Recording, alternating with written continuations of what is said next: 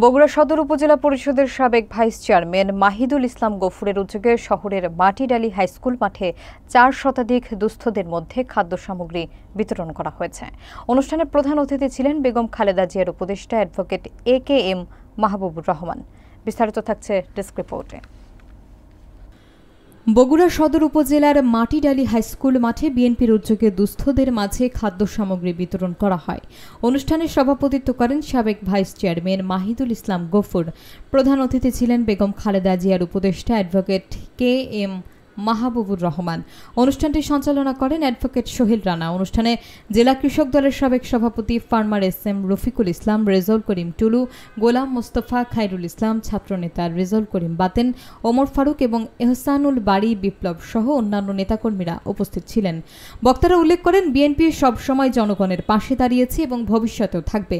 দুঃসময়ে অসহায় মানুষের পাশে থাকা দলের দায়িত্ব। শহীদ প্রেসিডেন্ট জিয়াউর রহমানের আদর্শে অনুপ্রাণিত হয়ে ভারপ্রাপ্ত চেয়ারম্যান তারেক রহমানের ৩১ দফা বাস্তবায়নের লক্ষ্যে তারা সমাজের সুবিধাবঞ্চিত মানুষের পাশে কাজ করে যাচ্ছেন। অনুষ্ঠানে ৪ শতাধিক নারী এবং পুরুষের মাঝে চাউল, ডাউল, আলু, তেল সহ খাদ্য সামগ্রী বিতরণ করা হয়।